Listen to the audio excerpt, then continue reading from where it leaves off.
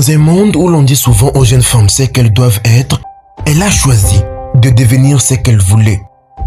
Son nom est Angèle Kapina, médecin stagiaire, éleveuse, elle est battante.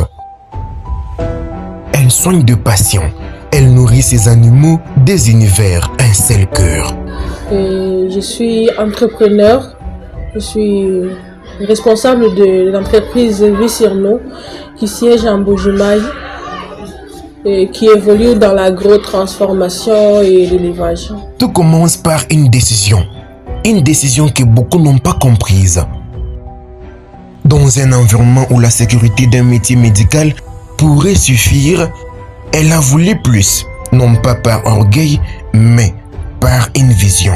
Je me suis lancée dans l'élevage et l'agro-transformation en 2021, précisément. C'est en ce moment-là que je m'étais décidée de me lancer dans l'entrepreneuriat. C'est une idée que j'avais eue depuis toujours quand j'étais enfant. C'est ce que j'ai vu à voir sur les réseaux et la façon dont j'ai grandi avec les animaux. Ma grand-mère qui faisait de l'élevage, c'est ce qui m'a un peu boosté à ce que je vais dire. Angèle élève des poules, des dindons, des porcs. Pourquoi choisir ces animaux? Dans l'élevage, je suis dans l'élevage des porcs, la race large white. Je suis aussi dans l'élevage des dindons, des poules pondeuses, et c'est un peu ça. Mon choix porte sur leur qualité à résister face aux intempéries de notre province. J'ai choisi les porcs parce que ça a une reproduction rapide et puis en grande quantité, ce qui va me permettre d'élargir ma porcherie un peu plus vite. Et les poules, je les ai élevées en rapport avec un projet que je voudrais développer à la longue, ce qui m'a un peu motivé à faire l'élevage des poules pondeuses précisément. J'avais besoin d'avoir de l'expérience en ça avant de me lancer en long terme dans ces projets que je viens de vous dire. Pour le moment, je suis à 48 pondeuses.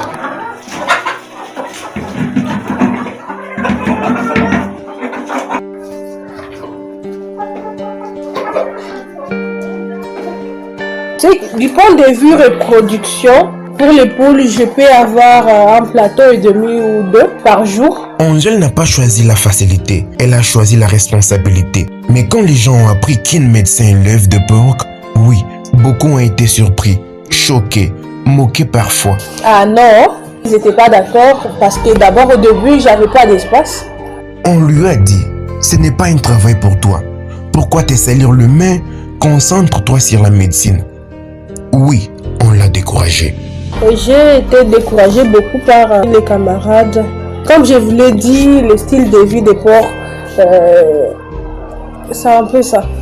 Je n'ai pas été encouragée par la famille et les amis. Gérer l'hôpital et la ferme, ce n'est pas une histoire Instagram. C'est de la fatigue, du stress, des nuits courtes. Quand je me réveille le matin, je me réveille de telle sorte de m'organiser, à m'occuper des animaux et à voir leur état de santé avant de sortir. Et la journée, je suis à l'hôpital. Et les soirs, quand je reviens, je suis au poulailler, porcherie. Mais toutefois, j'ai des garçons qui m'aident.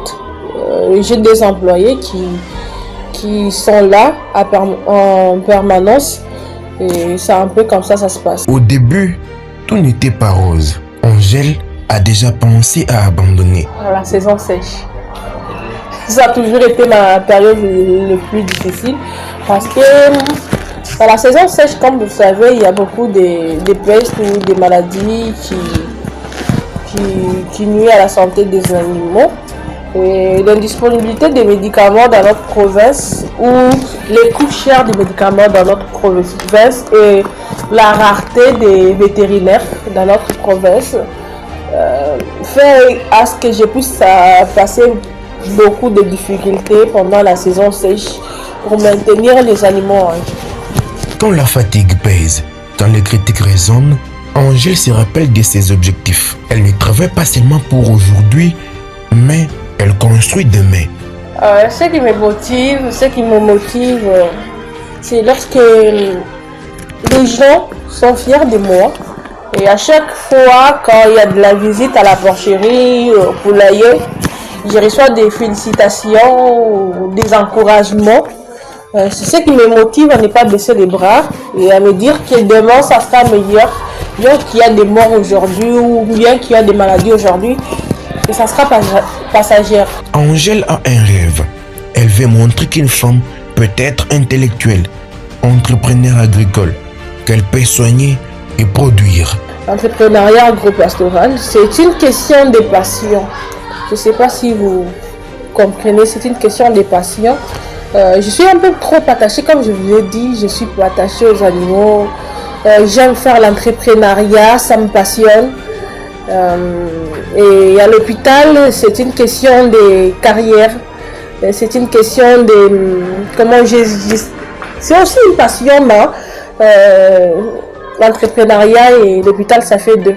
Mon plus grand rêve est à la longue avoir une grande ferme et produire localement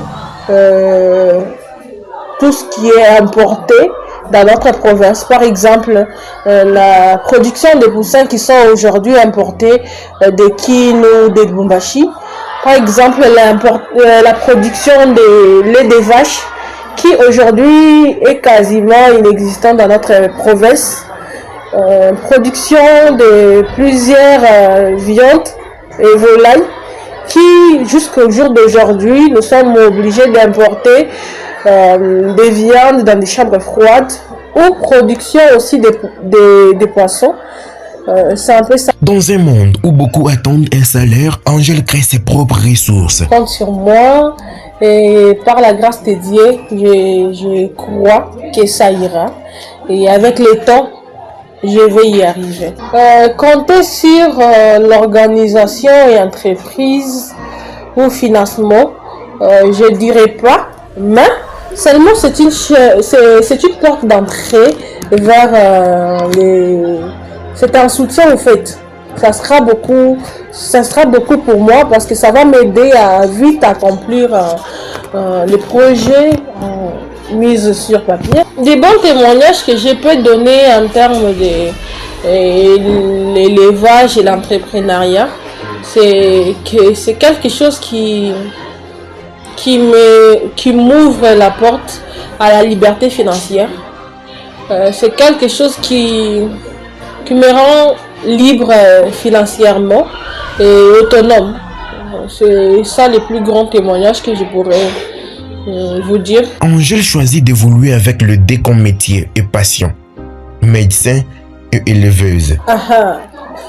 Ça sera compliqué de faire un choix.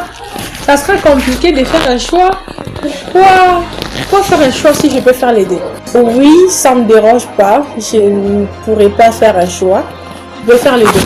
Suite à son parcours, Angèle dresse un message aux jeunes filles. Alors, les filles, lancez-vous.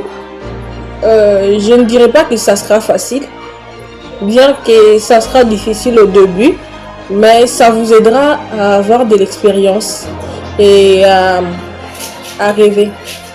Alors lancez-vous, n'hésitez pas, vous ne pourrez pas faire d'omelette sans casser les œufs. Osez et observez. Et surtout, soyez patient. Ce qui manque à Angèle, ce sont plus de moyens, plus de soutien.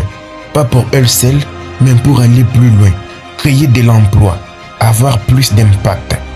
Je suis toujours à la recherche de financement. Je suis à la recherche de financement pour accomplir certains projets qui vont aider à répondre aux besoins de la population. C'est un peu ça. J'ai un point de vente tabac Kwagara et puis je peux les vendre aussi par commande téléphonique, livraison à domicile. C'est le numéro pour la commande, c'est le 89 69 139 73 28.